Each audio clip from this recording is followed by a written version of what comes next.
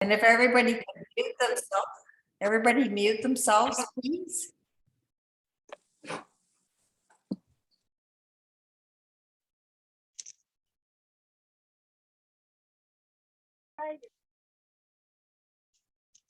I see some names and faces in. Oh, hi, Karen. Hi. Oh my God. Okay, I'm going to change it to speaker view, and I think we can start talking. With the land acknowledgement. Are we ready Yeah. for that? Yeah.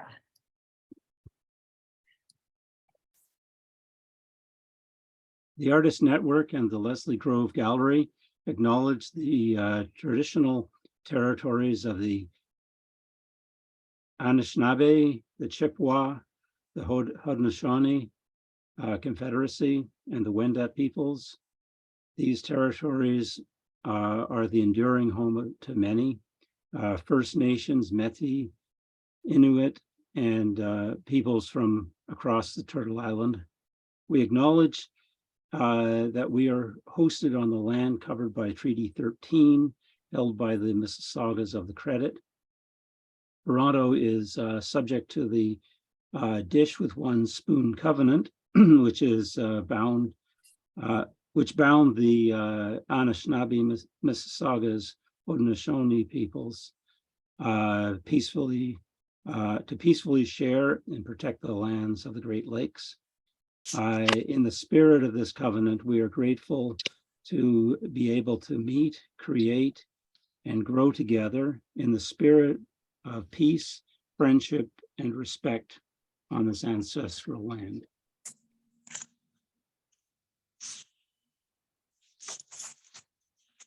And now I'd like to Maybe just tell people to mute themselves. yes, and also if they're not speaking, they should probably not have their video on either.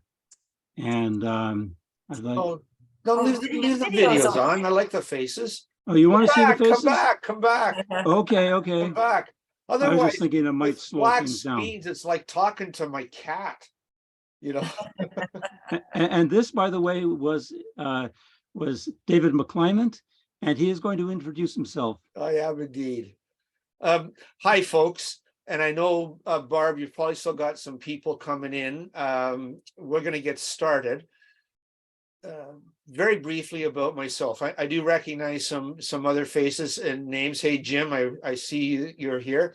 Some of you have maybe been to seminars that I've done before, and maybe even to a seminar on artist statements before. I promise you that this is a whole new presentation this time. And if you have been to one of my presentations before, you're not allowed to yell out the punchlines to my jokes. We'll immediately throw you out of the Zoom meeting.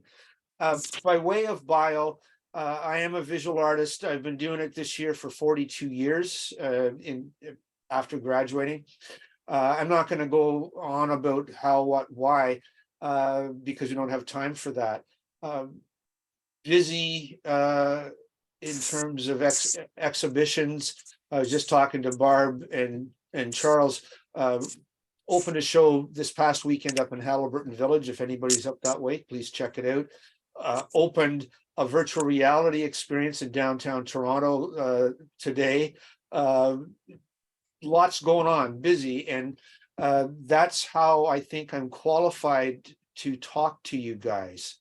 I am not by any means expert at writing artist statements. In fact, I probably have the world's largest collection of crappy artist statements ever conceived. And poor people, I'm going to inflict them on you as to what not to do as we go forward here. Just a couple of ground rules for the presentation. We probably have more to cover than time to do it in tonight. And so I do apologize. I would prefer to take questions as we go along, but I don't think we can do that. So what I've asked our gracious hosts, Barb and Charles to do is if you've got questions about what I've said or want a clarification or want to insert your own experience, could you type that into the chat? And Barb and Charles will interrupt me as is appropriate to bring that question to everybody's attention. I think that's the best way to handle this. I'm going to aim, I got to talk faster even now. I'm going to aim to wrap up the formal presentation part by around about 8 o'clock, maybe a little bit later, and then to give us 25, 30 minutes for open discussion with questions. I'm not asking you if that's okay. I used to do that to my students. Is that okay? And I realized, not asking, I'm telling you that. If you don't like it, it's a problem. All right, so here we go. We're going to get started. Oh, and I should say, by the way, folks, I have 5 people who have registered, who were kind enough to send in a statement with an associated image. And so towards the presentation, we'll look at some of your statements and give some analysis to that. All right, here we go. Any moment now.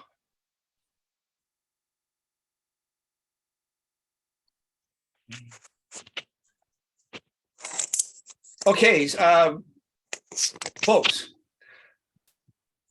I'll go through this in how I understand it. At this point in 2023, your artist statement is essential to people accepting your visuals. And so truly every word counts.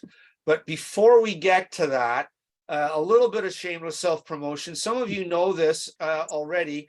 I'm going to stop sharing for a second. This book came out just recently. It's a book I wrote. Basically, 40 years of me doing it the hard way, the wrong way. Hey, Jim, all right, bud. I don't want to hear about typos, Jim. So that you don't have to. And there's a very long section in here about artist statements, but about everything, visual documentation, contracts, copyright, researching galleries. It is available, costs $80. The best way to get it, let me just go back to screen sharing.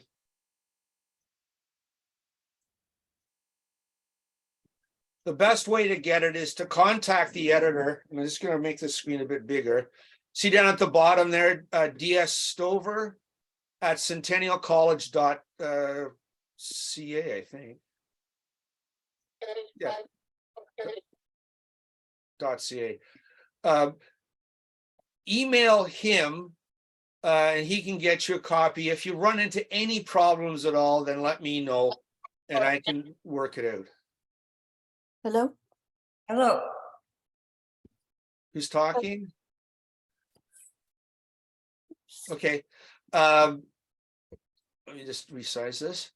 I also have sent to Barb a PDF that is a synopsis of our presentation tonight. It doesn't go into the same detail, but it covers all the main principal points. And so for those people who it's either going too fast or they don't want to take notes, you can get like a hard copy of this free of charge.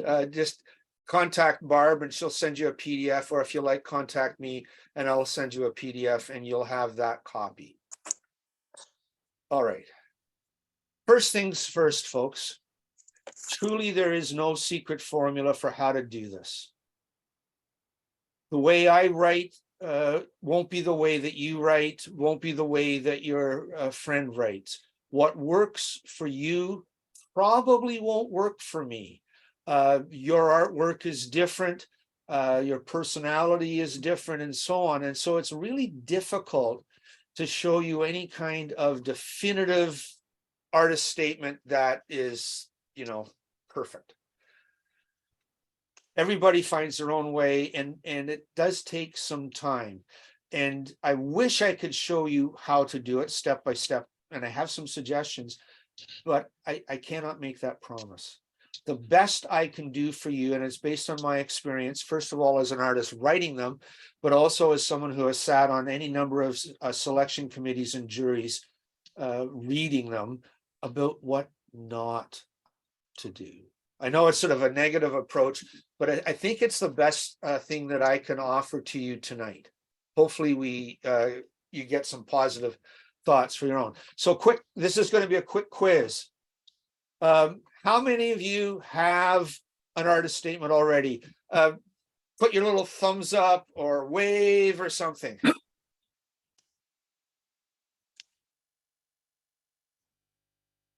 Do it, okay.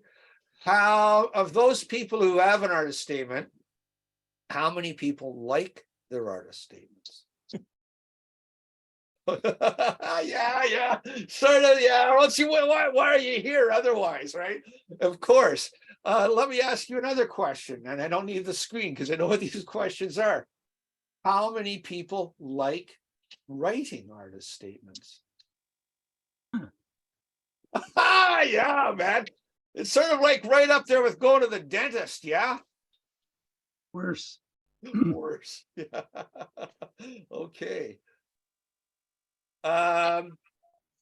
Here's one. Get out of your own head. When you read other people's artist statements, do you like what they write? Let's take a look at that. So hands up for people that like what they read other artists do. Okay. Okay, and so that's something to pay attention to as you go to shows or events. Take a look, and if it somehow is relating to you, steal that statement and bring it home with you somehow so that you can analyze what they've said and how it works. And remember, of course, that every statement connects to a visual. Right? That's a hugely important point that we'll come back to in just a second. Okay. I'm going to go out on a limb here, and it's not such a limb. Writing an artist statement is, you know, and I can speak as a modest first author, and I know we have other people here in the group that write quite seriously. In my opinion, writing an artist statement is maybe one of the single hardest bits of writing you're going to do. Forget about high school history or anything. The reason why it's hard to write is, as you're going to see, it needs to be short and absolutely to the point. And if I can be so crass, and forgive me, because it's just the fastest way to communicate this, it can contain no bullshit. Because people reading it pick up on that right away. I've got that at the bottom there, and if you're not good at it, there are people that you can hire to write them for you. I would shy away from that because I'm not sure that you're going to get value for it. And the other thing that comes up right away at this point is maybe give AI a chance.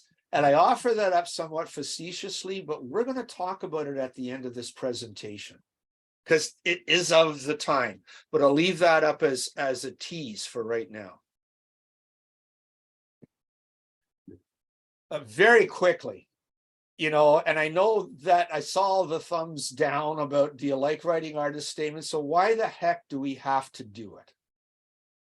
I'm going to date myself, well, not so much, I guess, but I started out in the late 70s, early 80s. And at that time, and I'm not exaggerating this, if you were writing a grant application, say to the Ontario Arts Council, for funding for your artwork, you know what your artist statement could be? I simply want to continue working in the direction of my imagery. Period. That's all I had to say. And I've had the officers at the time come and give talks to artists, and they said the same thing.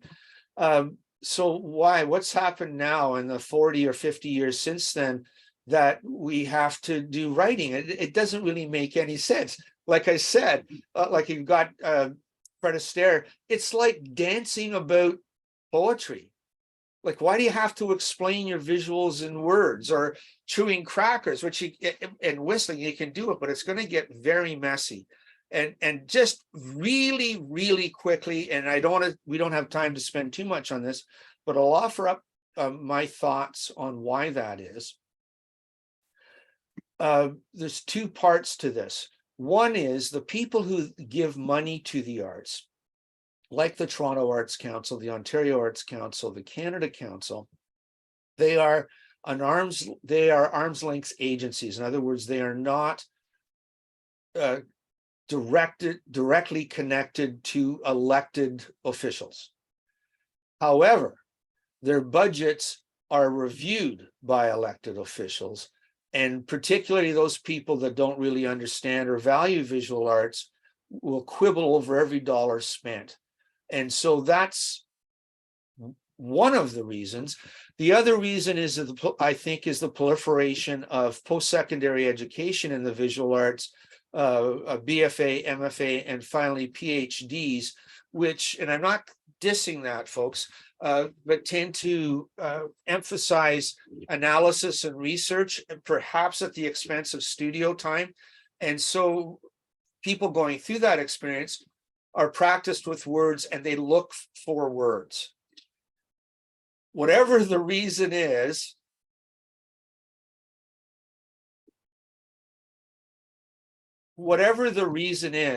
I guess you can fight it. I know I've had any number of students that say they absolutely refuse to write artist statements. Well, fine. Sadly, you're not going to get anywhere. Right? Like Paul Newman, who can identify that movie? That's The Sting. Come on. Yeah, and that's another thing about writing artist statements, is that some people think it's just a con. And as my angry little person here suggests, you can refuse to write an artist statement and just send out your work unadorned with words. Personally, you know, I'd join you in that fight, but I don't think we're going to win, and I'd rather spend my energy doing something else. So what we're going to talk about tonight is what an artist statement should be, how you should think of it, and I do have some tips about how to write it. In other words, save your fights for a battle that you might actually win. Okay, a lot of words on the screen here, guys. I'll let you read them as I go along. There's two artist statements here, a pale blue one and a lighter lime green one. They both relate to this drawing called Pick a Card. And let me back up. The images of artwork I'm going to use tonight are mostly my own, and it's not because it's a Dig David exercise. It's because I can talk about them with impunity. I won't get sued. You know what I mean? So I know where all the warts are, and I know where all the warts are, particularly with the statements. What I wanted to point out here is a point we'll come back to a few times, is your artist statement changes constantly.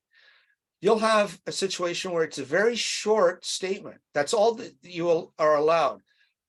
Sometimes it's not even measured in words. If you're going through a portal online to apply for an exhibition or another opportunity, they'll measure it in characters. Like you have 140 characters.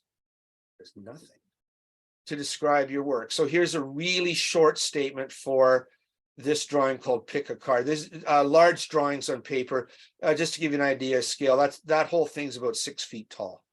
Okay, a short statement. Pick a Card is from a series of 3 drawings. The hand is faster than the eye. A mediation on notions of fate and free will. That's it.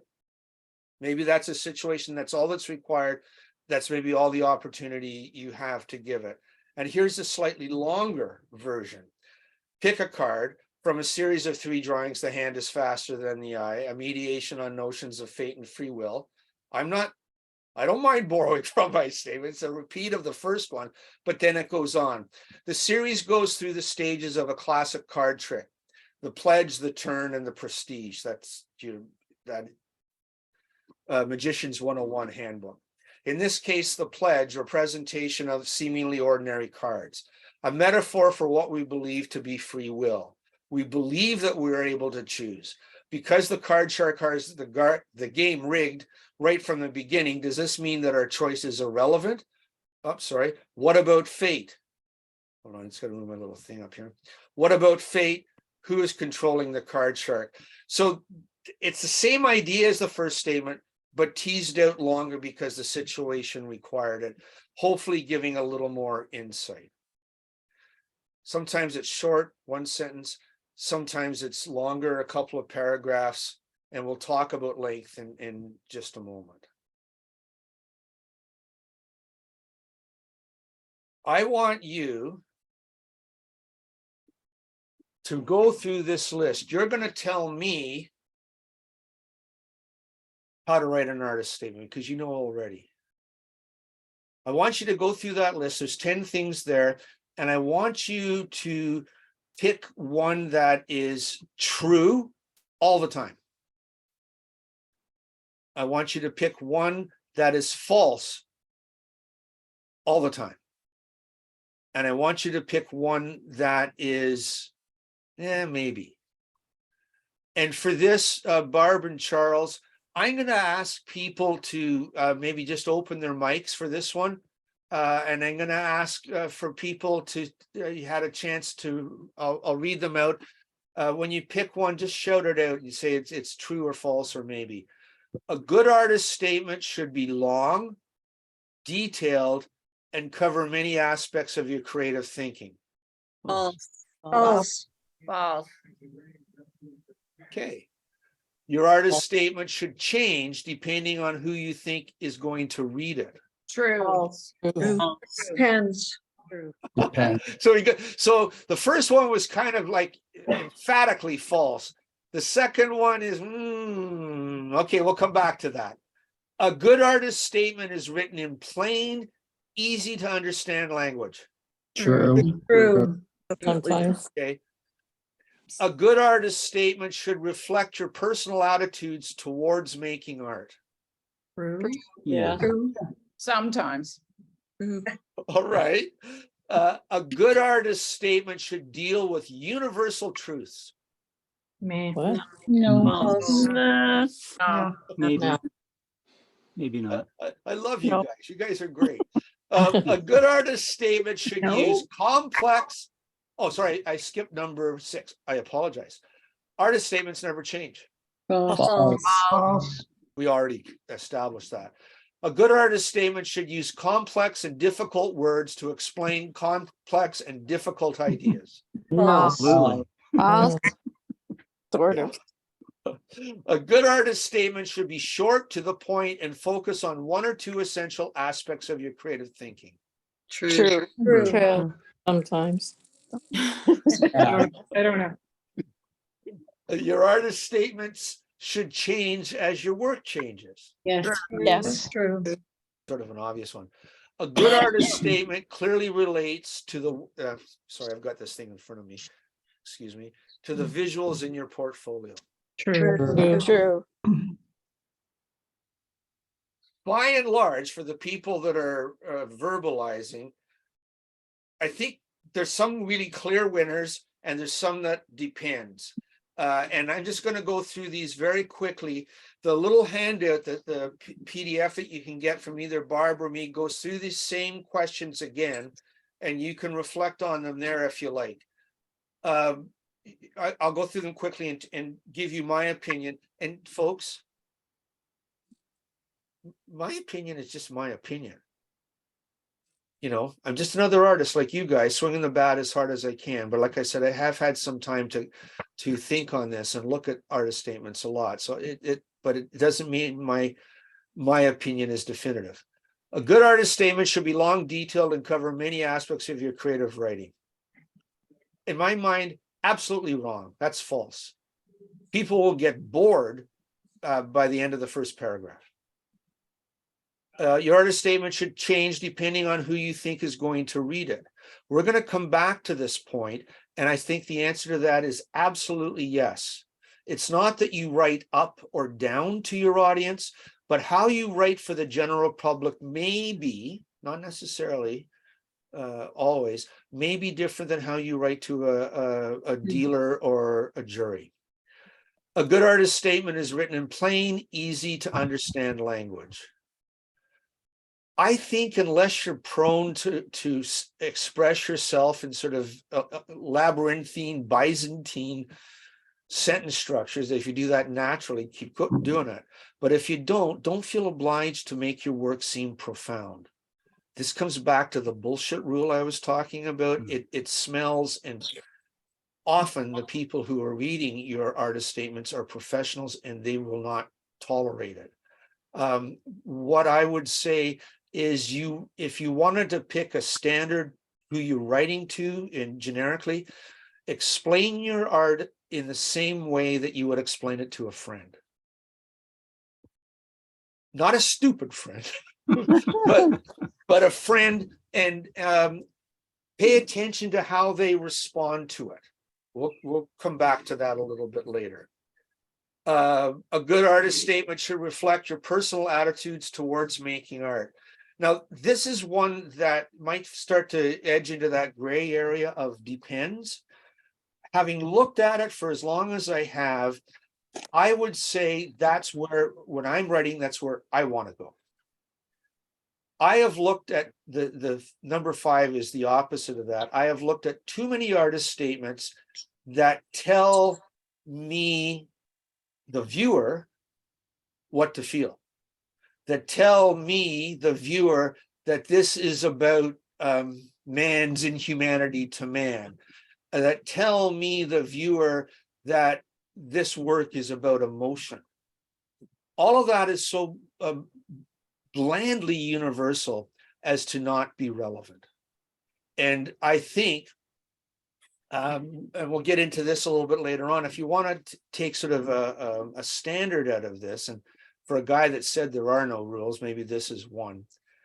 If when you're writing your artist statement, you read what you've written about yourself and your art, and if you think that any other artist could write exactly the same thing, start again. The important thing is for your artist statement to reflect the uniqueness of your art. So if you're echoing sort of hollow sentiments, grand universal truths, I think you're in trouble. I'm willing to take debate on that, because like I said, it could be a gray area. Artist statements never change. We know they do. They'll change as your artwork changes. They'll change depending on who your audience is and so on. Number 7, yeah, it's sort of self-evident.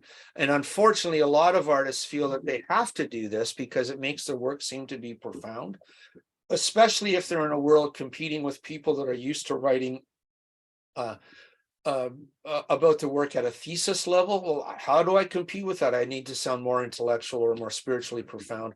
I think that's a mistake. I think the integrity of your artwork and the integrity of your writing should be rooted in yourself, and how you feel about your artwork. Good artist statement should be short, to the point, and focus on 1 or 2 essential aspects of your creative thinking. I would say that's an absolute yes. We'll talk about length in just a second, but if you're going to, or a few minutes, there's a lot of words coming at you here tonight. I do apologize. So if you nod off or you want to leave, I'll leave. I'm going to give you this right now. Write 3 paragraphs. Take 1 paragraph out.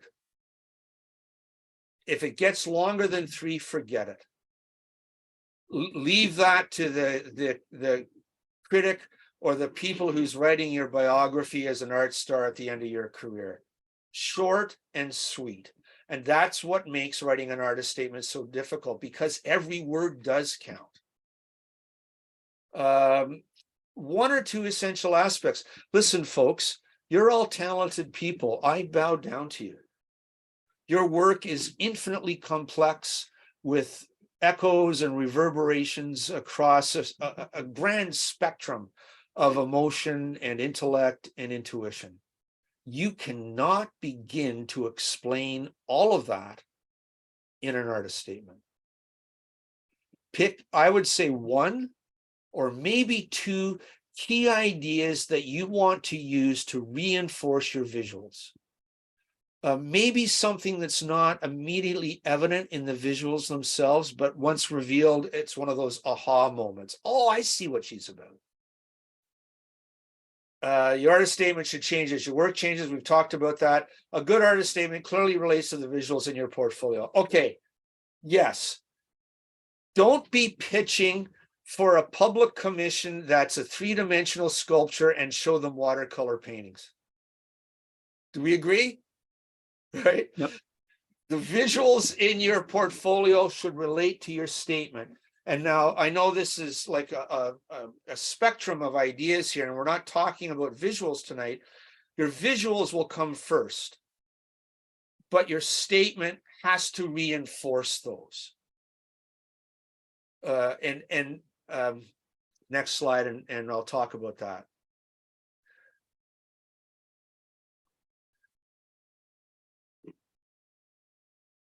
My experience is that if your work is not presented well, we did a one on photography a little while back, or if your work is not organized well, or maybe the work has just got weak points in it, it doesn't matter how well you write, it's not going to save your application. On the other hand, if your work is brilliant and brilliantly presented, photographed exceptionally well, organized in a genius way of looking at it, and you can't write, it's going to torpedo your portfolio as well. The best way, I think, for you to think about what your artist statement is it's you whispering in the ear of the person who's reviewing your portfolio. Folks, the way the world has evolved, there are very, very few situations where you get accepted into anything anymore if you can't present a digital portfolio first. There are very few situations, and I wish there were more, where somebody actually looking at your artwork, maybe they happen upon your artwork in the Riverdale Art Walk or through an exhibition, and wouldn't that be grand if they did and say, hey, look, we need to talk. I like what you're doing. Let's do something else with it. Most times your portfolio goes ahead of you and you are not there. Your portfolio is going to be reviewed either privately by the curator, dealer, or commissioner, or it's going to be reviewed by the individuals of a selection committee or a jury, and you are not there. Now, I don't want to go out of my way with dramatics because it's kind of fun. You have about 30 seconds to convince somebody of your portfolio. They'll go through your imagery that fast. And if same with your artist statement, if it gets to be a long sort of rambling thing, people are not going to read it. You want to be very particular about what you're whispering into those people's ears. Okay, I'll leave that alone. We'll come back to that. Couple of things we've talked about already. Who is, and I'm going to come back to it again, who is your audience? I currently work in a representational like style. For years and years and years and years, though, I worked in a style that the representationalism was largely diminished, and it was all about surface and color and texture and paint on a large scale. My experience with the public, and my guess is Barb and Charles and anybody at Leslie Grove could tell you this too, Canadian public tends not to embrace artwork that isn't sort of at a photorealist realm. And I'm not trying to endorse that as a standard. I think that's part of the poverty of our visual education in this country. But if you're working in that realm, you want to write an artist statement that invites the person reading it into your artwork, that it's not a con. It's not a bunch of bullshit that you're a snob trying to put it over on them, but you're a real human being wrestling with real human experience, real human emotion, and it's very personal. And this is who I am. As it says there, you open a door that invites the viewer in. Now, that kind of statement, general public, for those that are in the Riverdale Art Walk, for example, you might want to have that kind of statement on a handout as people come by your table or your booth, so that it can take it away with them. And, oh yeah, remember her? Oh, I like this idea, and look at the artwork. In a formal competition, the people that are reading your artist statements will be other art visual professionals. There'll either be other artists like yourself. For example, in a grant situation, it's only artists who are on the juries. The people who administer the grants cannot influence the jury. So there are other artists, but they're pros. Other selection committees might be a curator, philanthropists, some artists, but they're also pros. And so maybe you don't have to be as sort of, like I said, I'm not saying you try to dumb it down or dumb it up. You probably, let's not do this in a negative way. You probably have to be more positively analytical about your work. These guys are pros. They know what they're looking at. They know what they're reading. And so the difference between what you present to the public and what you present to a more formal competitive situation, and I'm going to emphasize this, might be different. It might be the same thing. It depends on your style, but it's something you might want to think about. Hang on. It's the wildebeest. Maria just made a snide comment about. Okay. I'm going to go through this really quickly, guys, because it's something we just need to clear up. There's all kinds of artist writing. Tonight, we're talking about an artist statement.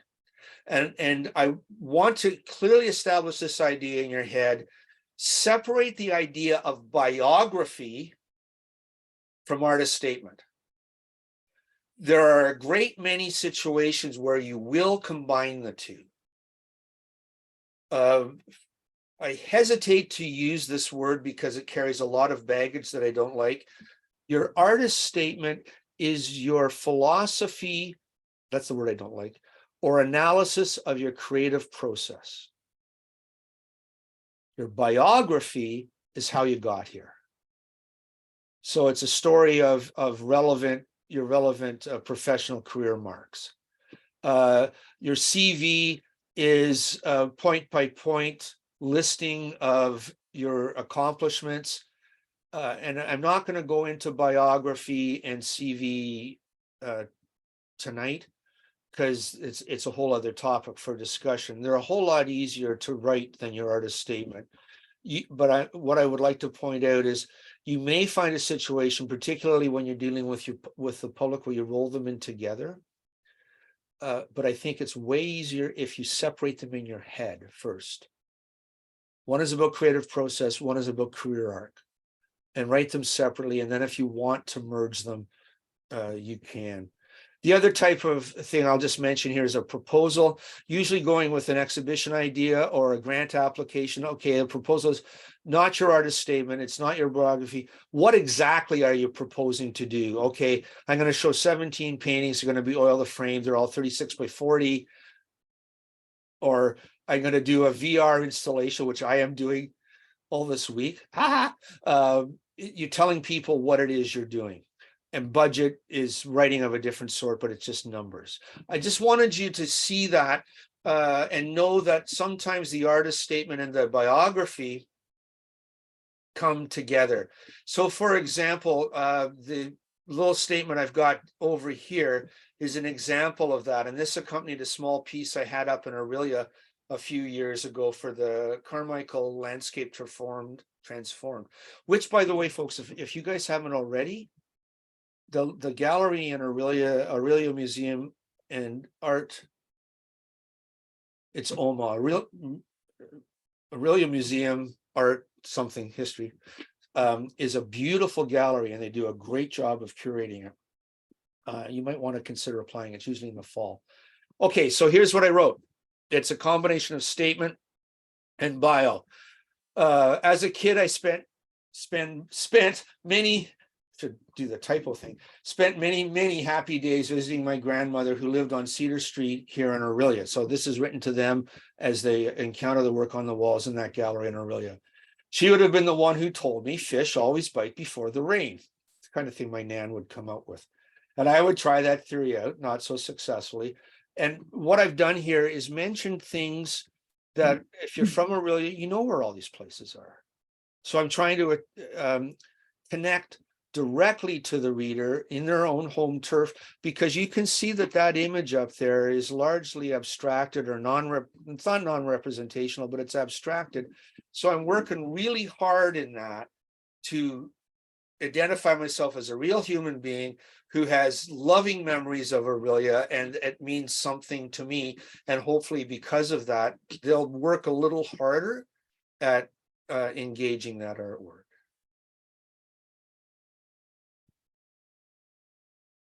I'm not going to go into this now because, like I said, just really conscious of the time here. Artist statement, an insight into your creative process, biography, a review of your professional life as an artist, and how did you get to that point? We've gone through this before. More examples, and the handout that you can get, the PDF handout, goes through these examples as well. Different types. Again, the same artwork. This artwork, by the way, is a very big drawing. It's 5 feet by 15 feet long. And what I would prepare there, the hot pink writing was what went on the wall. And the blue writing is what I used to pitch the idea of the show to a gallery that ultimately accepted it. Do you want to spend some time reading that, or should we move on, guys? Okay, no one's saying anything one way or the other. I'm going to move on. Like I said, there's no guaranteed formula for success, but I'm going to give you the 3 big mistakes. And I'm going to cheat because they're going to give you a 4th as well, but just better, right? To have 3 big ones. Does it sound more important? Okay, here come the 3 big mistakes. Are you ready? Number 1, it's way too long. That statement, I wrote that. And I look at it now and I still like it. It's like a piece of concrete poetry. And I wrote it and I'm going like, what was I thinking? The only person who's going to read that is me. So looking at what not to do is, I suggest if you can get it done in 1 paragraph, that's your target. That's really hard to do. That's like 75 to 100 words. 2 would be okay. 3, then you go back and edit. And I'm going to say you never do this all at once. You're going to reread it, you're going to rethink it and rewrite it a few times. And I've got some tips on that. But the very first one is too long.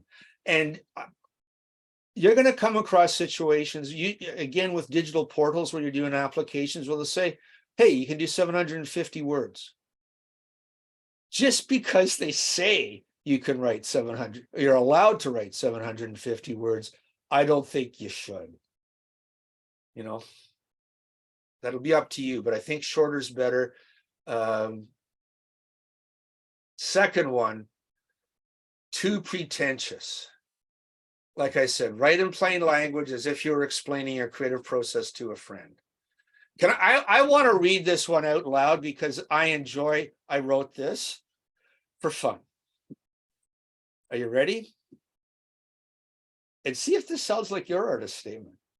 My creative process begins with a proto-liminal urge towards chromatic expression. Woo!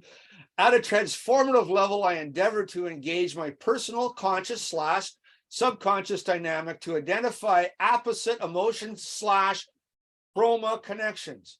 Once experienced by the viewer, he, she, they / will be able to define all manifestations of that experience, including subra and sublevels within his, her, their own historical matrices. the concrete formality of the image as a physical entity becomes totally secondary to the overarching primal impulse to psychically embrace the diffusion of chromatic effects as a significant cathartic process, and so on, and so on, and so on. Oh, it felt good to get that off my chest. And if you read that over, all it means is I like to use color. So just say that. I like to use color, and then, as I said, I leave the viewers on their own to figure out the rest. And as I said, the mantra for writing an artist statement is reread, rethink, rewrite. Number 3, too many ideas. And we talked about that before. Here's a list of things I just off the top of my head you could write about. If you're stuck, I used to do this myself, write about media and technique, but to be honest, especially if it's a professional looking at your artwork, you don't need to tell them that you're working on oil paint. They know that by looking at the painting and or your image description list. So I'm not so sure about that. I think you should get into something that, as I said, is maybe not evident in the visuals themselves, but is essential to your creative process. And you can pick any 1 or 2 of these. Cultural background, for example, I grew up in East York. There's not too much I want to write about that in terms of cultural background, but if you're from a different country, different culture, different life experience that informs your creative practice, you might want to touch on that in your artist statement. It would be relevant. All right, 10 tips. Wait, you said you had a fourth. You said you had a fourth tip. It's coming up. It's coming. Thank you for keeping me honest. It's just wait for it. Wait for it. It's coming up. 10 tips. The first one is the convention is to write in the first person. It's just a convention, ladies and gentlemen. Me, I do this.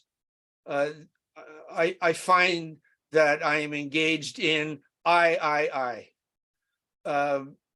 Your bio, by way of comparison, the convention is to write it in the third person, which is really odd when you write about it. He, Mr. McClyment, David. And the reason for that, as near as I can figure out, it has to do with the press, folks. If you're sending out a press release to a blog site or somebody to review it, they can grab your artist statement and lift it out and put it in quotes as if you said it to them. They can grab your bio and lift it out and put it there as if they've done research. It's just a convention. You don't have to follow it, but I think whatever you do, just be consistent and know that most people would do their artist statement in their first person singular. What should be an obvious tip number 2, make sure that your writing actually relates to the imagery. We talked about that. Oh, watch out for repeating words and repeating concepts. My experience in helping students, college students write their artist statements, they tend to say the same thing, but with different words 2 sentences later. Say it once, say it with feeling, and don't go back. And that's the hard part about the wordsmithing here of writing artist statements. So do not repeat ideas or concepts.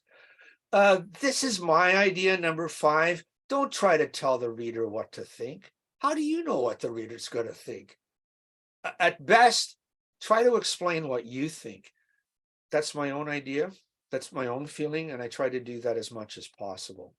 Avoid universal truths. We talked about that. Number 7. And now I've got it circled here because it's important. If when you read your artist statement, you think it could apply to any other artist, then you need to rethink your thoughts and phrases. You need to focus on what is unique about your artwork. We've talked about voice. I'll talk about a little bit in a bit. At best, I'm a sort of a pedestrian writer. Other people are more gifted, more fluid, more lyrical. I'll come back to that in a second. There's a formal aspect to it.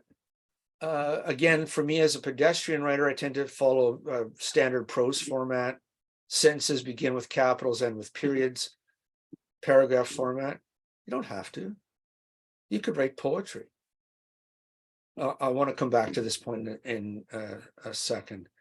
Okay.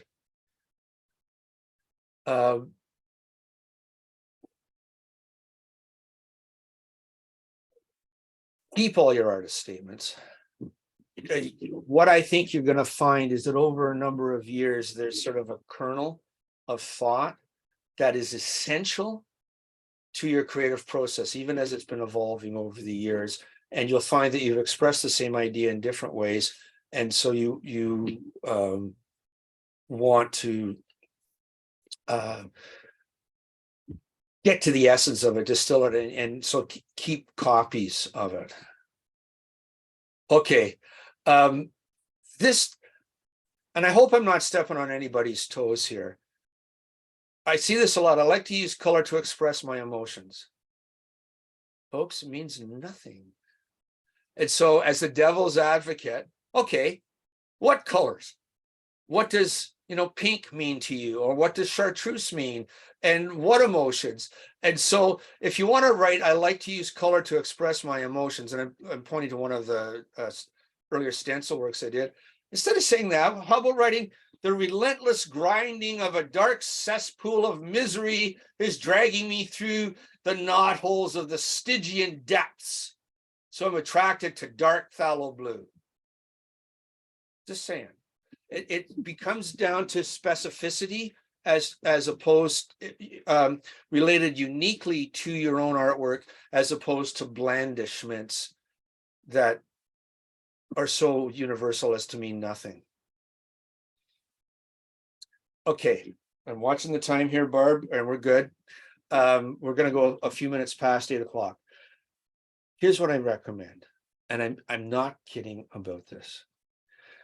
If you want to sit down to start to write your artist statement or revise the one you've got already, first of all, pour yourself your favorite beverage. Maybe something not as exotic as that drink. Wine, a scotch, a beer, a glass of tea, whatever. Drink it down all at once. Set a clock. You have 20 minutes.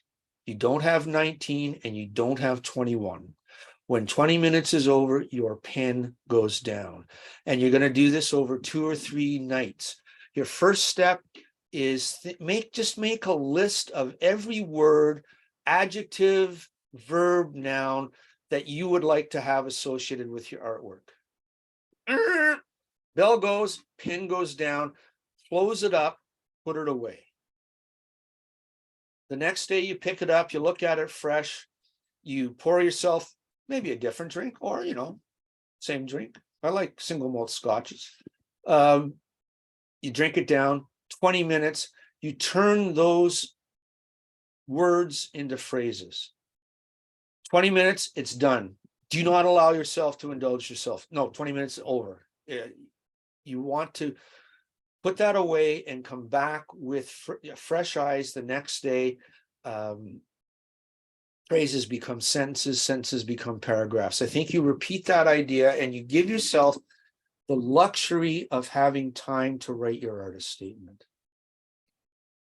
If you write it at midnight before the day you send it in, you're going to be so embarrassed.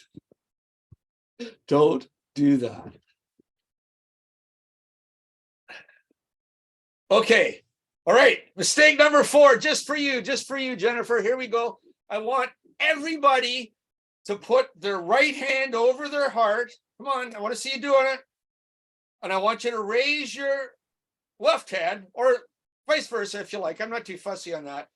And I want you to repeat after me. Are you ready? Everybody's mic's on now. I want to hear it. Mic's on. Here we go. never, Never, ever, ever admit your Submit your statement without letting someone else read it first. So help me. Right? So You've help me. taken a blood oath. You cannot do that. You need to let somebody else read it. I know. And the For sure. reason for that is you're too close to the words and too close to the artwork. And my experience is, and my longtime reason for living, and our handsomely intelligent son, I put them through this every time. They're not visual artists. The first thing I want them to do is read it, and I want to ask them what strikes them as false. What have I said there that doesn't connect to my understanding of the artwork? The next thing I might ask them, what can I take out? Especially if it's verging on the long side. If you've got a friend you'd want to share it with, but they're not really experienced in critiques or analyzing visuals, watch out for interesting. Because that means they have no friggin' idea what's going on and you've completely lost it. So that's a good tell. Otherwise, watch their body language and try to listen between the words as they respond to it. And as I said, the mantra for this is reread, rethink, rewrite. That last one though, guys, for sure, get somebody else to read it before you send it in, or attach it to your portfolio or post it on social media. Let somebody else read it first. Really quickly, something about voice and risk. I write in a fairly plodding, pedestrian way. But maybe that's not you. And I think there's value in assessing risk in your writing. Maybe you want to take a really unconventional approach because you want to stand out from the rest of the people that are in the competition. And I would like to think that I'm that risk taker, but probably, I probably shy away from that. Just know that if you're taking a risk, it is a risk. If you write in a fairly standard conventional way, you won't offend anybody. If you take a risk and maybe just do a long list of adjectives to describe your words, you're going to find people that don't get it.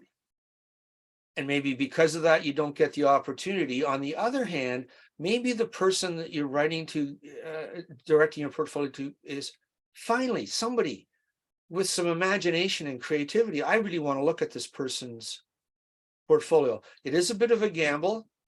And I think there's merit in that, especially as someone who has been in a situation where I have to sort of wade through a lot of applications.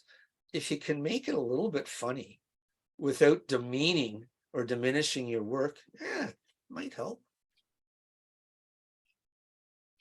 For me right now, this is my favorite statement of all times. Push, pull, absence, presence, start, stop, micro, macro, call, response.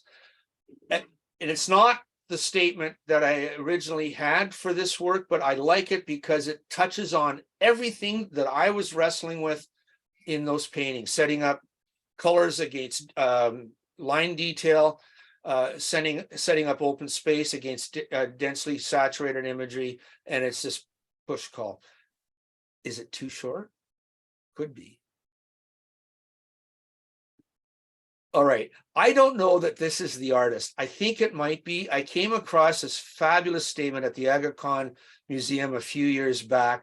This is my favorite statement of all time. It was on the wall. This is painting. You are here. It's sort of like, that nails it as far as I'm concerned. It nails everything about the creative process, the artist-viewer relationship. Do I have the guts to get away with that? I don't know. Another artist statement, an artist who I don't know, came across, this was in a promo piece, It's written in the third person, not the first person, as I said.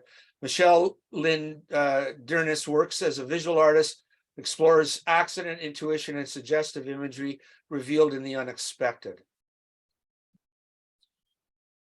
And then with her work there. Standing by itself, it doesn't really mean much, but looking at her work, I think it connects to it quite a bit. And I know we're going through this fast, guys. We've talked about this. It is all about you. So I'm going to move on. We've talked about this, who your audience is. And like I said, never write down to them. And if you are concerned, write in plain language as if you're expressing yourself to a friend, explaining yourself to a friend. Okay, some examples of my own work. I'll go through them fairly quickly. I have really bad artist statements. What I have determined now after doing this for almost 50 years is my statements now become stories. I tell, because all my artwork is about stories, so I tell a little story in the statement.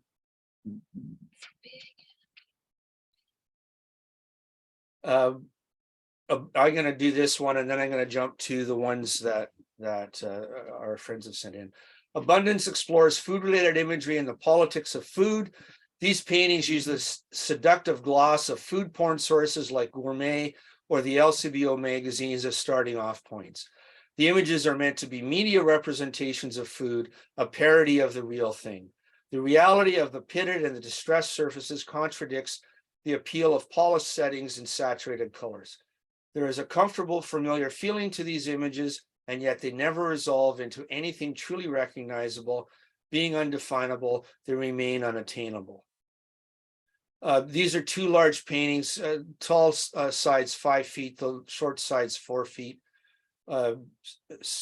Marine enamel and stencils on plywood. And I'll just say one thing about it, and then we're going to do your examples.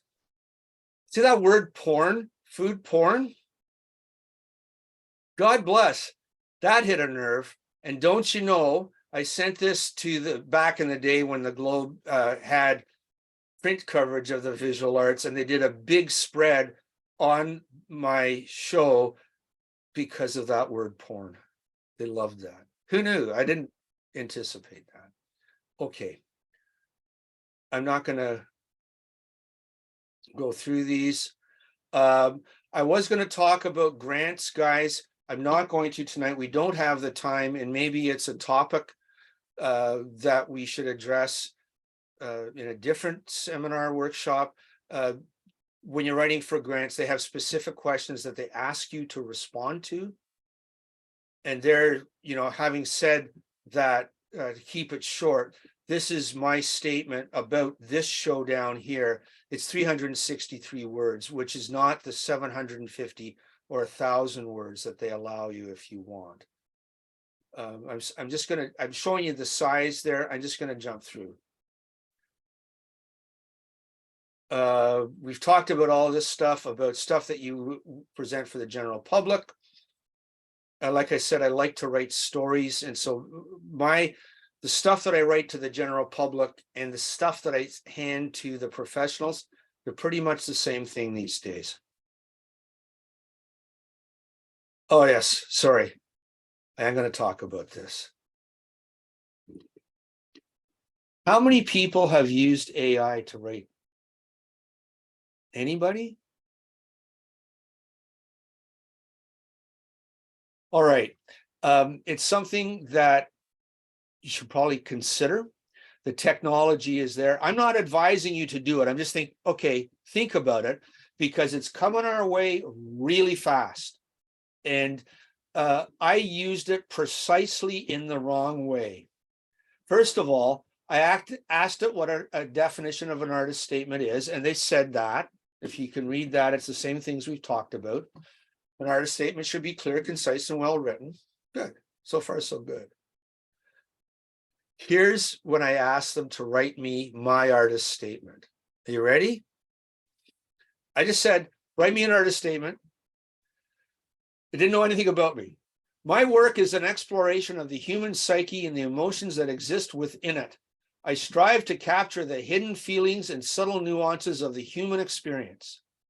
creating works that evoke raw emotion and connect with viewers on a deep, intimate level. Through the use of saturated colors and abstracted forms, I explore themes of identity, memory, and self-reflection. In my work, I seek to bring attention to the complexity of the human experience and the power of authentic expression. Pretty slick, huh? Means nothing. Means absolutely nothing. Can I use that word BS again? And the reason I bring it up here is I didn't use it the way you're supposed to. If you start with something like this, you get an AI engine, they're free. You tell them, okay, here's some of the words I want in my artist statement. Go. Oh, expand on this idea, contract on this idea. Here's some more words. And so you don't ask it to craft you something universally. It's really not a whole lot different than what we've been talking about in terms of reread, rethink, rewrite. You look at what it's written, you tweak it, you send it back on its task until you finally get something that looks like your artist statement. And like I said, I'm not advising you to do this, but I can see it's coming. And I think if you use it correctly, for those of you who are uncomfortable with writing generally, it might help you with syntax and flow of thinking and so on. It might.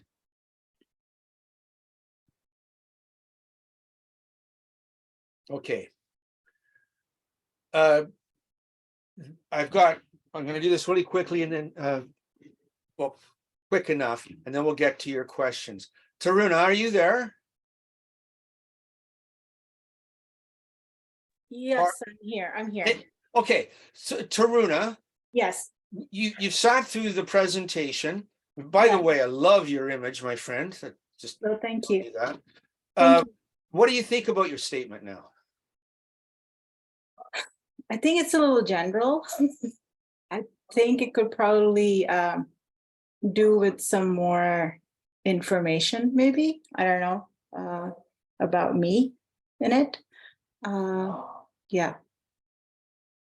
Taruna, I don't disagree. And it's not fair for me. For me to say this. I personally connect to your imagery. I like the tactile service. It's my sensibility about painting. Okay. And I think there's a whole lot of richness there. But I think again, it's a little bit too general. Yeah. The whole thing about storytelling is huge now. And my work has been a storyteller forever. And so I'm talking about telling stories as well. But there's an issue around it, and which you probably very well know. Who gets to tell what stories? Right. With legitimacy. And the other side of this is people that are looking at them. What baggage do they bring, and what does that story mean to them, or can they put their story into that situation? Okay. You write very well. All those words make sense. It's certainly not too long. It's a nice length. I think that, yeah, a little more personal. Okay. Thoughts for Taruna? Anyone else have some insights here? David, it's Jim. Hi, Jim. I don't see a hand up logo thing, so I'm just jumping. Yeah, just in. talk. It's okay.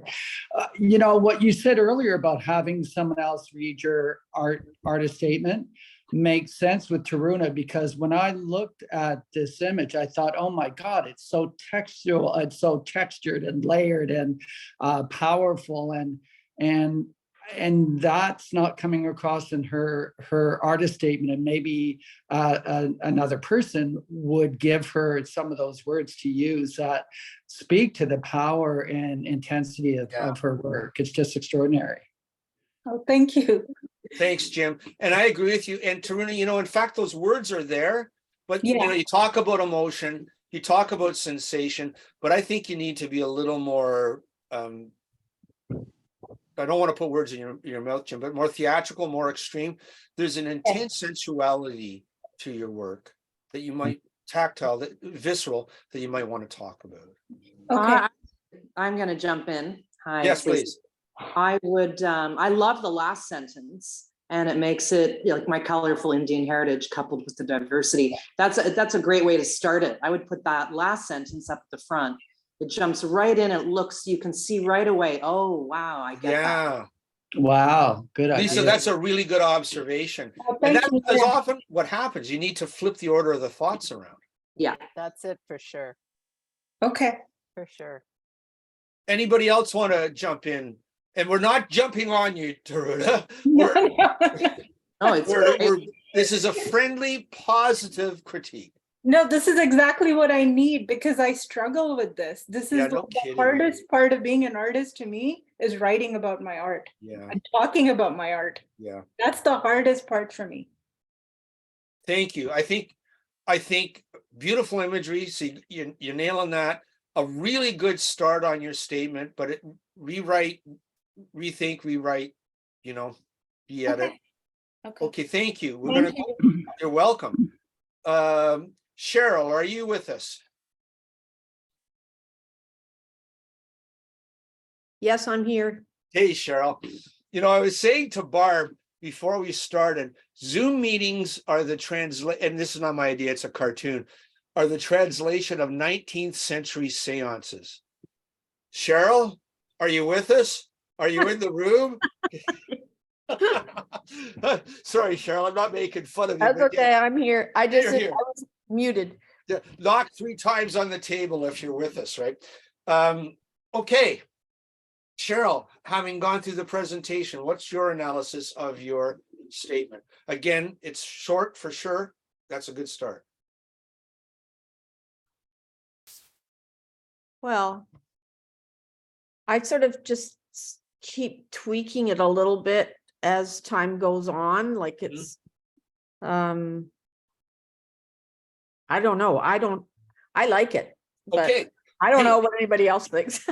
Cheryl, that's completely okay. By the way, I love your image too. It's beautiful. I really, really like what you're doing there. Okay, let's turn it over to the rest of the group, the collected brain power that we have here. Thoughts for Cheryl? Something she should take out, something she should add, something she should rearrange?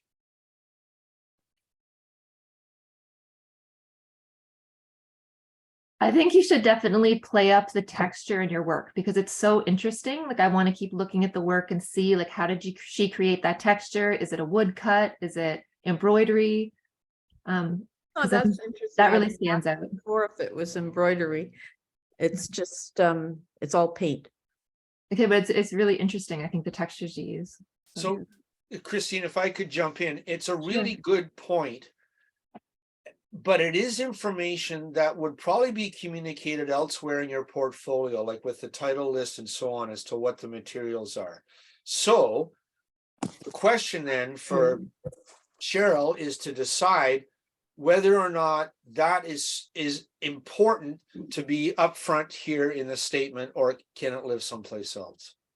What, the fact that it's paint? Yeah, Oh, well, all the paintings will only say acrylic paint, so I know, it's right. obvious. That's what I'm getting at, Cheryl. That information would appear elsewhere. Yeah. But whether you want it to be an important part of your statement. I can see, Christine, where you're getting at here, because it is such a distinctive use of acrylic paint and texture and line. Might be worth thinking about, but I'm not sure that I wouldn't lose something to put that in. I feel like the texture is one option of all the elements of composition, and I just use it all the time, but there's other things I use all the time as well, so I don't know. Well, so, but It's what Cheryl, makes it's what makes it distinctive is the black underpainting textured. you had a question for me when you first sent this in about choreographed. Let's put it to the group. You weren't sure that was the best word. Well, I ended up deciding it was a better word, Yeah. because it's sort of like a, you know, it's a simple word, it's ordinary, and yet it's so much more descriptive than designed. Yeah, I think it's really brilliant. You know, if you had to take one sentence from this statement, if you're in that situation where they only allowed you a sentence, that's the sentence I would use. Yeah, I think so too. It sort of comes right down to the essence of what you're doing. I was just gonna jump in and say, I like it. I want to know more about your distinct and authentic voice. Like, to me, when you get to mine, I think it's really good, and it's super short and to the point, but it makes me kind of want to know more. Yeah. Is that the point though? Is that a good thing about the artist statement? Like, I want to know more. Jennifer, that's a really good question. And I think if you flip that around, like if you're boring somebody, you've lost them, right? So wanting to know more is probably, if you have to choose between one or the other, that's a better side of the equation to be on. Yeah. I think it's a good And thing. I was just going to say, there's lots of things I like in the statement. The one sentence that I'm not sure about is my paintings express a deep connection to the Canadian landscape. Well, that is my reference to the fact that my family's been here since the 1700s. So it's like a long way back. You know, Carol Ann, Yeah. I kind of think you're right.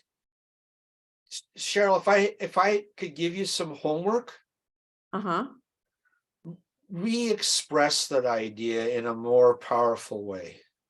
Yeah, I think she could too, especially if your family's been here that long. There might be a way to make that a much more like an emotional and personal statement about your connection to our landscape. Should I use the word land instead of landscape then? Hey, that's a thought. Because I mean, I paint landscapes generally. I don't very often paint anything else. And it is the land, you know, I don't paint the cities particularly. I can't think of, there's not very many buildings I've painted. This one's a kind of close up for me, really, for a building. Yeah. Maybe it's about you being connected to the Canadian landscape, as opposed to your paintings. I mean, I know it's about your paintings, but somehow if you make it about, how deeply connected you feel to the Canadian landscape and need to express that, I don't know. It's a challenging. My paintings express my deep connection to Canadian landscape. Yeah. I don't know. Yeah. You'd have to fiddle with it. Yeah. Yeah, you got to play with it. I think just Carol Ann, tell me if I'm putting words in your mouth, but I think the way that you would tackle that is maybe something as direct as I have lived in Dada all my life. Yeah. That's the Family question. goes back generations. The fabric of the Canadian landscape is in my heart and soul. It's in my Something, bones. Yeah. Yeah. I'm sort of verging on the bullshit biography category. and statement intersect. Right. Can I say something? Yes, please. I really like the painting and I want to know why that house, why that street, why that slope, where is it? Like I want to know Canadians too general. Like there's a very specific reason you chose that subject. And that's what I'm curious about. Well, you know what? I don't rewrite my statement for every painting. I write a general artist statement for my website, where you have your artist statement, your short bio, your longer bio with all the details of all the exhibitions. And I have that artist statement in there. And I feel like it generally applies to pretty much everything I do. I do paint the mountains as well. So that's why I say Canadian.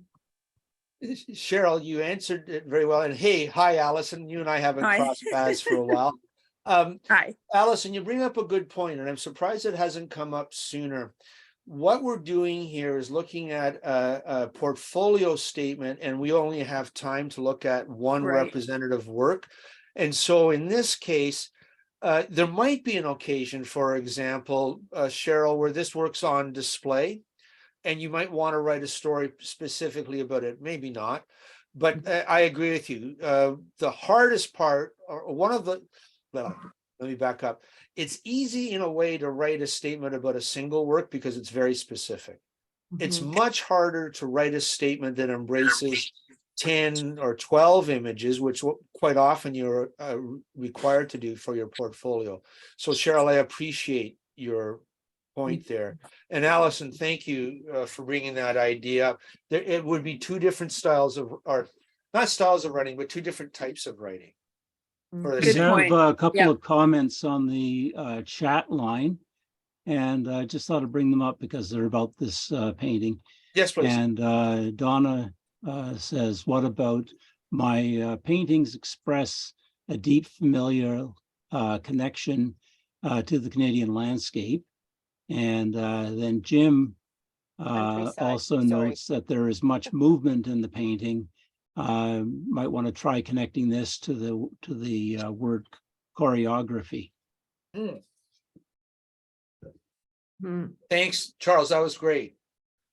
Cheryl, Yes. I think beautiful artwork. I bow down as I do to all of you, and a good start on this statement. I think it could be tweaked so there's a little more, in the same way that your painting is very poignant and very obviously personal. You could be a little more specifically personal in your statement. Just give that a try.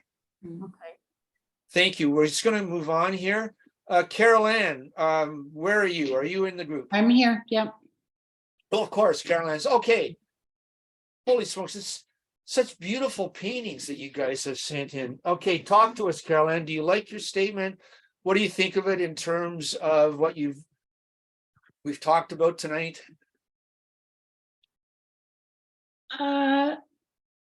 I'm so close to it. I mean, I feel like I'm trying to express some personal stuff, but then I think about it and it's like, well, everyone's done the traveling and everyone loves nature. And so, is it too general and not specific enough to, what I'm interested in? The other thing that I don't even mention in that is I'm really interested in light. You're And interested in white? light, Light. yeah. You know what? I think I'm reading what you've got here as I read before. You talk about the medium. I don't know that you need to necessarily. I think a really good statement, particularly if you were going to hand it to the general public, because your work is largely on the continuum towards abstraction, beautifully passionate painting. And so this might be a good introduction to them. But I think if you're handing it, your portfolio, to a professional or a set of professionals, that idea about dealing with light, I think that would be rich to explore. And I don't think you have to explain about forests or travels or encaustic or oil paint or anything like that, because it's self-evident there. I think you deal with the idea. Okay, that's good points. Sherry, a you've quick got your question. hand up, I see. Go for it. Sorry, Okay. I'm getting a phone call coming through at the same time. Of course. No, Someone wants I to buy your paint. I also sort of like what Lisa said about someone else. I think the last statement is the most powerful one. And maybe that leads into the talk about light. Agreed. The Yeah. last statement is great. Mhm. It's interesting about that, how our brains work. It's sometimes it just takes somebody else to read, and I'll just flip that around. But then, and I'm not making light of the comment, Sherry or Lisa. Then the trouble is, you need to have a good closer, right? So you still got to come up with that closer. Yeah. I'm just conscious of the time, and we're almost done here. I just wanted to say, Yes, go for it. Go for it. Marlene, you're muted. Oh, sorry, I would put thoroughly in a different place in that first sentence. I thoroughly enjoy, or I thoroughly, Okay. I love, yeah, thoroughly at the end, I think is kind of hanging there. Okay, Yeah, good point. There's a word for that, right? Like, Dangling participle or right? something. Dangling participles. Yeah, I knew there'd be an English teacher somewhere in the crowd. I'm not. And you know what, Caroline, just between you and me, I knew that's what it was, but I didn't want to say it. Thank you, everyone. Appreciate it. Nirvana, are you there? Yes, I'm here. So, yeah, such rich, accomplished imagery and diverse. So, Nirvana, you've heard other people's comments. You sat through the presentation. What do you think about this now? I think it's definitely general and it could be more specific. It's long compared to others, so it might be too long. And I think I also talk about my materials, but and that could be taken out. One thing I like about it is that I like, that's also a bit general, but I like that everyone that looks at it has different ideas about it. And I want to keep that in some way, but that also is kind of like it could be about any art, especially abstract art. Yeah. That, Nirvana, it's a really good point because it does apply to any piece of artwork. You know, ultimately the viewer is the person, not us as the artist, who decides whether it's art or not. But there's something in that if you go deliberately seeking that kind of engagement, you might want to think about that. Anything about calligraphy in terms of the brush marks is very reminiscent of calligraphy. Yeah, I use calligraphy tips to do it. I And music. don't know if I think of writing when I do that. Do you? Yes. No, I don't think so. I think See, I made you say that. because you said calligraphy. I think that's an attribute of your painting, is that it's reminiscent of calligraphy, but it's not really at all anything to do with that. It's about energy and line. Yeah. I'm thinking your second paragraph, I know this sounds ruthless, you don't need it. Oh no, that's right. Perfect. Can I say that I really like all of the last sentence of the first paragraph, except for there is always purpose and balance. I don't think that's necessary, but I think for this particular painting, that my paintings are spontaneous bursts of energy and with high contrast relationship, whether explosive or calm, that's what's there. yeah, take the last bit out. What do you think, Nirvana? Sorry, am I Yeah. saying your name correctly, Navina? Actually, no, it's Nirvana. You said it perfectly. Okay, thank you. Yeah. No, that sounds good. I know we're over time now, and I think we have one more to do. Anything else for this image and On the statement? chat line, Donna has asked about the whether she should discuss the white negative space. You know, Donna, that is also one of the things what I found when I was doing critiques for my students was, and it was work I'd often never seen before up until that moment, is to state the obvious.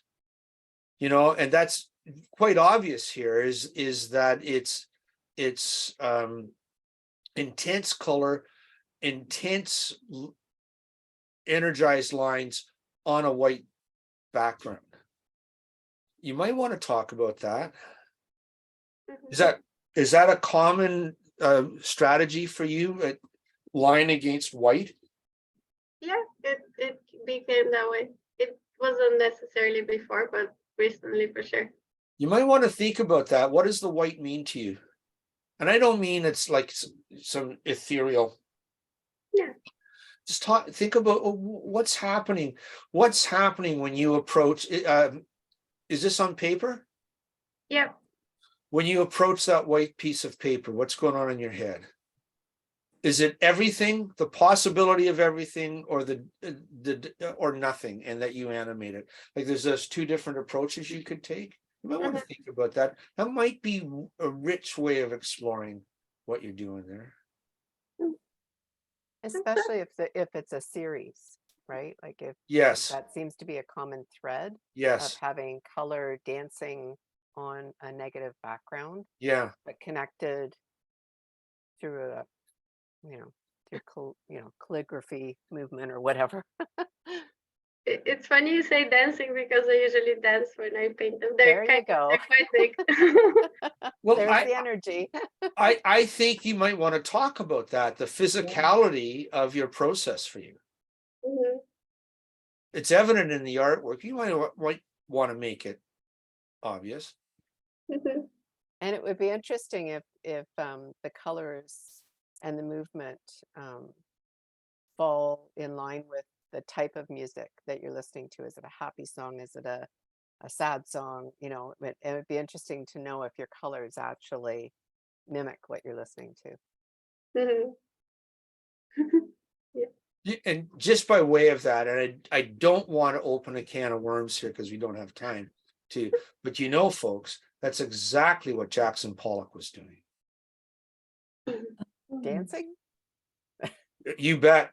And dancing with his materials. Awesome. Yeah. Well, there you go. All right. I do apologize. I think we've got one more, do we? No, that was it. You get to be the last one. All right. Applause for all of you. Yay. Yay, thank you. And I know I do apologize, Barb and Charles. We're over by a few minutes. What do you want? Wouldn't worry about it. Are there questions there that we should talk about? I have gone through most of them. A lot of them were just comments as opposed to a question. Okay. And where it was statements about paintings, I read them out. And so I think we've got that taken care of. I think we should just ask the class or Excellent. if they have any more questions. I have one question. And Go for it, Jennifer. It was about the encaustic painting and saying you didn't have to mention it was encaustic because it was self-evident. But the question is if she or we are sending it in online, sometimes it's not self-evident, like if it's just a digital medium. So does that become important? Yeah, Jennifer, you're so right. And I don't want to deflect your question. I mean, part of that becomes how good a photographer you are, right? Number one. And number two, it's a matter of where you want to put, given that you have a finite space to put words in, particularly on social media. How much of that do you want to take up with explaining the process? And it might be for years and years and years and years, I did this really elaborate process where I would do very detailed drawings, sometimes 8 feet tall. Everywhere I made a mark, I would cut it out on a piece of paper, and that would become a stencil, and I would spray with good old spray bombs through the stencil to put the line work into the painting. And for years and years and years and years, I felt that it was important to explain that, because I guess I thought it was important to me. And in retrospect, it's kind of self-evident that I should have been talking about other things. But I'm not saying that you're wrong. It depends on the situation, and given the limitations that you have to expand on your artwork, where you want to put that in terms of priority. So the challenge for me is that isn't even encaustic. You said encaustic, but I did. I know cold wax. And it's not encaustic at all. And a lot of people don't know what cold wax is. See? And so, that's a whole kind of pretty, and not a lot of people use cold wax And the way I use it is like so much wax mixed into my paints that they're very So- different than oil painting. So So Caroline, that's on me and that's my bad. I do apologize, but I'm gonna back up and I don't take this the wrong way. I don't care. okay, no, that's good. Right? Sorry, does that sound rude? I don't mean it at all. No, What it I doesn't meant sound rude was at all. It's exactly what I might say. the intensity, the sensuality Yeah. of the painting, the tactile surface, that's immediately I got that. And I do apologize for misspeaking. No, that's okay, perfectly okay.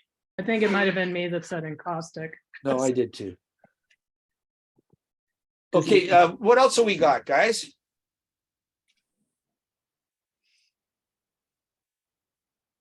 Do you want me to read through the comments? Yeah, let's see if there's anything there, please. Okay, from Jim Nason at 8:24.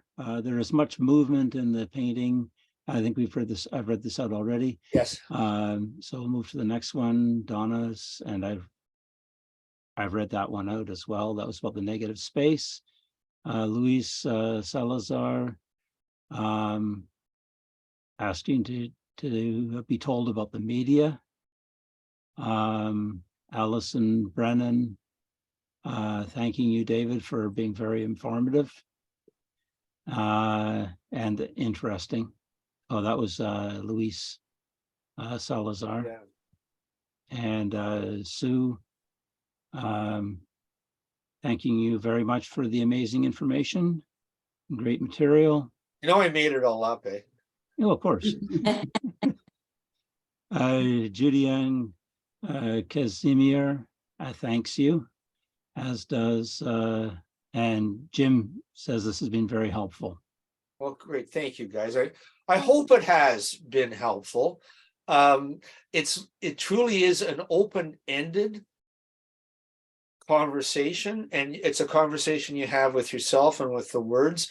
And for me, it's never ending. I'm always thinking that the next time I write it, it will be better, you know. And like I said, just for me, I guess I'm just tired of explaining my work. Right? I don't know if anybody else feels that. And so I don't. And so I tell a little story, and I hope that's enough. And I don't know, maybe it is, maybe it isn't, but so far so good. I sometimes wonder whether we really should explain our work. Well, it's not, yeah, it's wrong, right? Yeah, I mean, the more I find that the more I explain my work, I find that people wander away. It's like maybe I just shut up. Yeah, Charles, I'm with you. And in fact, I don't really understand what my work's about ever. And that's why it's the hard thing about writing about it, is it's a visual expression. Yeah. And putting it into words is somehow diminishes it. But, you know, like I said, the world at this point expects it. You know what drives me crazy is when you see these long, like you say, too long, but even sometimes short, it's all art speak. And it's like the kids have been taught this at school. Yes. And they think they need to do it. And I feel like I want to shake them and say, like, you've said nothing. Yeah. Sometimes it's nice though, you'll have, I'll be at an exhibition and looking at some things, especially if they're abstracted or, they're not sort of a pretty landscape or whatever. And you'll read the artist statement or, something's up there and you go, oh yeah, I get that. It really is helpful to bring you closer and bring you into the work. So I think a good artist statement is important. Carolyn, I agree. And there are people, and maybe there's people here in the group that don't even like titling their paintings. Mm-hmm. It's painting number 1 or Tuesday afternoon or whatever they call it, because they feel that the impact of the visual statement should be self-evident. I'm of the opinion that that's a little, in my own opinion, a little bit pretentious, and I try to give as much as I can to the viewer, not to tell them what to think, but to open the door so they can engage their own thoughts. Yeah. Sometimes I like to title paintings so that they have to figure out what the heck. Yeah. You know, I had one that one of my favorite all-time titles was a painting that the title's coming out. It was Dancing Naked in the Moonlight. Well, And that's a Van Morrison lyric. well, you know what? There was no people in the picture. It was winter. The trees were bare. And I made them sort of like arms. Awesome. Like you wouldn't believe the people that didn't get it. Yeah. And the evergreens were sort of shimmying around. It was so much fun, but people have to stand and look for a little while, you know, to get. Well, that's all right. Yeah, I know. They need to. The slow art movement, we need that. That's a good idea. You know, if you're ever, you know, I offer this up free of charge. If you ever need a title for your painting, call it Find the Snake. And don't put a snake in there. People will stare at that sucker. So I'm being facetious. Or Winnie, John would say, find the bunny, right? Exactly. Exactly. What else we got, guys? I know we're going late, and I appreciate your time. I want to say thank you. You know, I think it's just interesting to see other people's statements and to see, you know, Yes. how everyone expresses themselves and to have discussions about it. I work by myself in my studio, and you know, it's nice to have that interaction. So thank you for helping. Hey, make that happen. you're welcome, and I think we're all in that situation, you know. Yeah, I do apologize that it was a little bit rushed. It's just, you know, a lot of information and examples that I wanted to share with you, but I think hopefully we got to the most important stuff. Thank you, everyone, for coming out, and in Zoom, that is. And I guess this will be available through Barb is recording it, and the slides, I guess, will be available. I was just going to say, Charles, so there's examples there, sometimes variations on a theme that we didn't talk about, so you could go back and take a look at those. Yeah. And David's book is on sale. Yeah. And if you can remind us where that's. Yeah, guys, I guess I shouldn't be saying this live. Don't go to Amazon. Don't go to Indigo. The markup on it is enormous. Centennial College Press doesn't sell, it's not a retail, that's the publisher. They sell it to bookstores, but the editor there, David Stover, so D Stover at centennialcollegepress.ca. If you contact him, he will make arrangements, or if you want to get in touch with me, and I've got some books here, we'll meet and I'll hand you one. We'll figure it out. Okay. Sounds good. Thanks very much. Hey, you're welcome, guys. Thank you. You're fun. Well done, guys. Thank you very much.